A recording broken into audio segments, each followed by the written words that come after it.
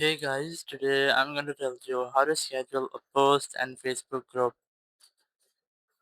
If you're using a Facebook group and you want to schedule your post on your group, so let's see how can do that. You just have to simply open your Facebook.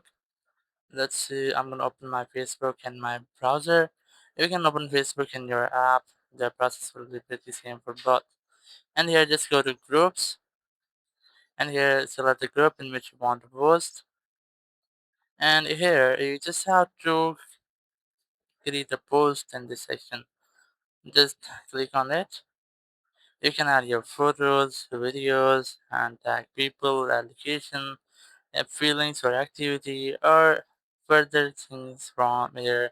You just have to simply create a simple post. Let's say I'm gonna enter this one.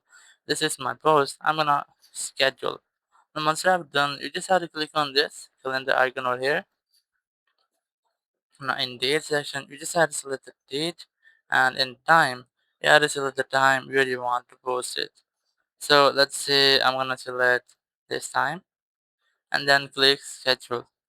So your post will be scheduled here. So once I've scheduled your post, you can also see your scheduled post here.